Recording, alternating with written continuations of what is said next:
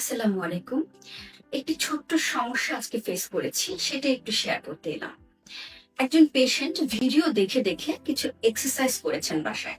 Home exercise planning থেকে বলতে পারেন, বাট সেটা সে করেছে ভিডিও দেখে। করতে গিয়ে যে প্রবলেমটি হয়েছে যে তার ফ্রোজেন শোল্ডার ছিল। সে যে এক্সারসাইজটি দেখে করেছে, সেই এক্সারসাইজটি অ্যাকচুয়ালি ওই পেশেন্টের জন্য প্রযোজ্য ছিল না। বাট তিনি অনুপ্রাণিত হয়েছেন ভিডিও দেখে কিংবা অন্য একটি কান্ট্রির একটা এক্সারসাইজ। এতে যেটি হয়েছে তার ব্যথাটি হুট করে অনেক ব্যথা বেড়ে গেছে।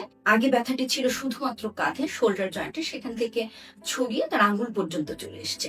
তো এই এক্সাম্পলটা দিয়ে আমি একটি ছোট্ট ইনফরমেশন দিতে চাই যে অনলাইন কিংবা আমাদের যে ভিডিওগুলো আছে, যে ভিডিওগুলো আসলে আমরা সবসময় দেখি ফেসবুক থেকে কিংবা গুগল থেকে, বিভিন্ন ধরনের কন্টেন্ট থেকে, প্রত্যেকটি এক্সারসাইজ প্রত্যেকটি রোগীর জন্য কিন্তু অ্যাপ্রোপ্রিয়েট না।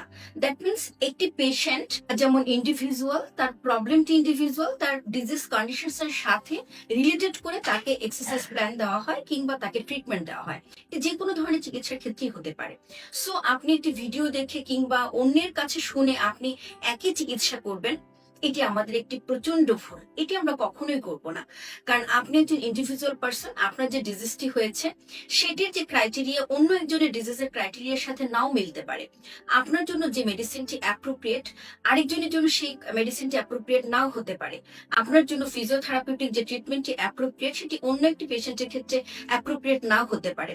সো আমরা অনুকরণ করব সবকিছুকে না, বিশেষ করে স্বাস্থ্য ক্ষেত্রে তো নয়। অর্থাৎ জীবনের ঝুঁকি আমরা নিয়ে কিছুই করব না।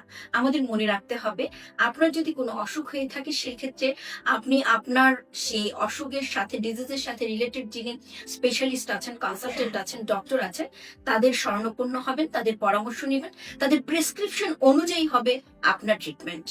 কখনোই দেখে অন্যকে অনুকরণ করে কিংবা শুনে সম্পূর্ণ ট্রিটমেন্ট করা কখনোই ঠিক নয়।